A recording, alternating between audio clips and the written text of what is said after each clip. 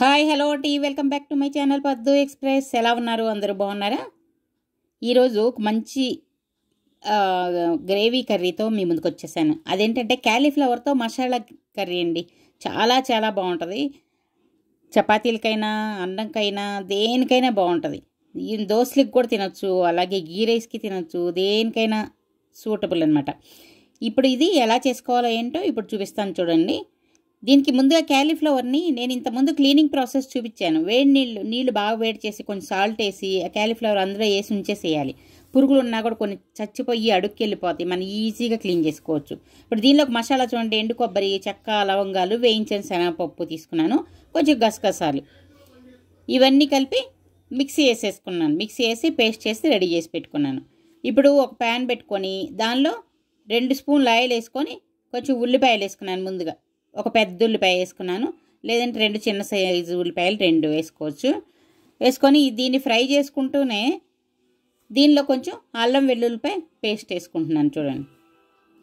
ఈ అల్లం వెల్లుల్లి పేస్ట్ వేసుకొని అది కూడా పచ్చివాసన పోయేలాగా కొంచెం ఫ్రై చేసుకోవాలి. చూడండి, ఇది ఫ్రై చేసుకొని దీనిలోకి ఇప్పుడు టమాటా నేను గ్రేవీ అంటే దీనిలో మిక్సీలో ప్యూరీ వేసుకోలేదు, నేను చాపర్లో కట్ చేసుకుంటాను. దానిలో చూడండి ఎంత మెత్తగా పేస్ట్ లాగా వస్తుందో, అది చాలా బాగా వస్తుంది అనమాట. అసలు మిక్సీలో వేసుకోవాల్సిన పనే ఉండదు, చక్కగా మెత్తగా పేస్ట్ లాగా వచ్చేస్తుంది. ఉల్లిపాయలు కూడా ఒక్కసారి అలాగే వేసుకుంటూ ఉంటాను. చూడండి, దీనిలోకి వచ్చేసి ఈ టమాటా గ్రేవీ వేసేసుకొని దీన్ని బాగా కలుపుకోవాలి. ఇది కొంచెం పచ్చిగా లేకుండా చక్కగా ఉడికేలాగా మూత పెట్టి కొద్దిసేపు ఒక 2 నిమిషాలు ఇలా ఉడికించుకోవాలన్నమాట. చూడండి, 2 నిమిషాలు ఉడికించిన తర్వాత బాగా మగ్గిపోద్ది, ఉల్లిపాయ టమాటా అన్నీ బాగా మగ్గిపోతాయి చక్కగా. ఇప్పుడు మూత తీసేసి దీన్ని మళ్ళీ ఒకసారి కలబెట్టుకొని దీనిలోకి ఇప్పుడు మనకి రుచి తగినట్లుగా ఉప్పు, పసుపు, కారం అన్నీ కూడా వేసుకోవాలన్నమాట. చూడండి, మనం ఎంత తింటామో ఉప్పు దాని ప్రకారం ఉప్పు వేసుకోవాలి. ఒక్కొక్కళ్ళు ఒక్కో రకంగా తింటారు కదండి, కొందరు ఎక్కువ తింటారు, కొందరు తక్కువ తింటారు, అలాగే కొంచెం పసుపు కూడా వేసుకోవాలి. పసుపు కూడా వేసుకుంటే మంచి కలర్ వస్తుంది. అలాగే కారం కూడా మన టేస్ట్ తగ్గట్లే వేసుకోవాలి. ఎక్కువ తినేవాళ్ళు ఎక్కువ, తక్కువ తినేవాళ్ళు తక్కువ వేసుకొని వీటిని బాగా కలుపుకోవాలి. ఇవన్నీ బాగా కలిసేలాగా చూడండి, అన్నీ కలిసేటట్లుగా బాగా కలిపేసేసుకొని ఇప్పుడు మనం ముందుగా బాయిల్ చేసి పెట్టుకున్నాం కదా, బాయిల్ ఏం కాదు, వేడి నీళ్ళలో వేసి పెట్టేసుకున్నాను, బాయిల్ ఏమి అవ్వలేదు. బాగా నీళ్లు వేడి చేసుకొని సాల్ట్ వేసి అందులో వేసేసి పెట్టుకుంటే ఆ అడుగున పురుగులు ఏది పచ్చ పురుగులు వస్తాయి చూడండి, అవి కూడా చక్కగా అడుగుకి వెళ్ళిపోతాయండి. నిజంగా చాలా బాగా క్లీన్ అవుతాయి. ఇవి పచ్చి బఠానీలు వేసుకున్నాను నేను. ఫ్రెష్ బఠానీలు ఇదిగో ఫ్రిడ్జ్లో పెట్టామనుకోండి, 4 రోజులు ఫ్రిడ్జ్లో ఉన్నాయంటే చక్కగా మొలకలు కూడా వచ్చేస్తాయి. బఠానీలు దేనిలో వాడుకోవచ్చండి, చాలా మంచిదన్నమాట. మంచి ఫైబరు, ప్రోటీను అన్నీ ఉంటాయి అందులో. అది అచ్చగా దాంతోనే గ్రేవీ కర్రీ చేసుకోవచ్చు. కొంచెం బంగాళదుంపలు వేసుకొని, పన్నీర్ వేసుకొని అయినా, లేదంటే నేను చాలా కూరల్లో కానీ చాలా రైస్ ఐటమ్స్లో కానీ అన్నిట్లో వేస్ట్ చేస్తూ ఉంటాను.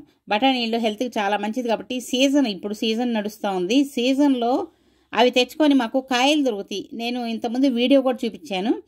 ఆ కాయలు తీసుకొచ్చి నేను అప్పుడప్పుడు 1 కేజీ తీసుకొచ్చి ఒలిచి ఇలా ఫ్రిడ్జ్లో పెట్టుకొని అన్నిటికీ వాడుతూ ఉంటానన్నమాట. అలా ఫ్రెష్గా వాడుకుంటే చాలా బాగుంటుంది కదా. ఇవి లేనప్పుడు, సీజన్ లేనప్పుడు ఏం చేస్తాం, ఎండిని తెచ్చుకొని రాత్రిపూట నానబెట్టుకొని పొద్దున ఉడికించుకొని వాడుకుంటాం. అలాగా బఠానీలు, పచ్చి బఠానీ చాలా మంచిదండి. అలా దేనికి వీలైతే పలావులకు వేసుకోవచ్చు, అలాగే గీ రైస్లకి వేసుకోవచ్చు, ఇలా కర్రీలు రకరకాల కర్రీలకి అంతా వేసుకోవచ్చు. చేసుకొని ఉడకటం కూడా తొందరగా ఉడికిపోతుంది, టేస్ట్ చాలా బాగుంటుంది. చూడండి, ఇవన్నీ బాగా వేసి మూత పెట్టి కొంచెం మగ్గించుకొని కొద్ది మగ్గిపోయిన తర్వాత దీనిలో ఇప్పుడు మనం ముందుగా మసాలా పేస్ట్ చేసి పెట్టుకుని అవి ఏమి వేయించాల్సిన పని లేదు. వేయించిన శనగపప్పు వేసాము, ఎండు కొబ్బరి వేసాం కాబట్టి అన్నీ పచ్చియే అనమాట. చూడండి, పచ్చియే మిక్సీలో పేస్ట్ చేసుకొని ఈ పేస్ట్ని వేసేసుకుంటున్నాను. వేసుకొని మళ్ళీ కొంచెం మిక్సీ జార్లో నీళ్ళు పోసుకొని అవి కూడా పోసుకుంటున్నాను. చూడండి, పోసుకొని మీకు కన్సిస్టెన్సీ ఎలా కావాలనేది దాని ప్రకారం వాటర్ పోసుకోండి. ఎందుకంటే కొంచెం థిక్ గ్రేవీ కావాలనుకునే వాళ్ళు ఇంతటితో సరిపోతుంది వాటర్. ఇది కొంచెం బాయిల్ అయ్యేసరికి కొంచెం థిక్ గ్రేవీ వస్తుంది. మరి ఇంకొంచెం లూజ్ గ్రేవీ బాగా కావాలి అనుకుంటే చూడండి, ఇంకొంచెం నీళ్ళు ఎక్కువ పోసుకొని, కొద్ది పలుచగా ఉంటే మనకి అన్నంలో కలుపుకోవడానికైనా బాగుంటుంది, గీ రైస్కైనా బాగుంటుంది కదా. అందుకని చెప్పి నేను కొంచెం పలచగానే చేసుకుంటున్నాను. కాకపోతే తర్వాత ఉడికేసరికి చిక్కబడిపోతుందిలేండి, ఇంత పలచన ఉండదు.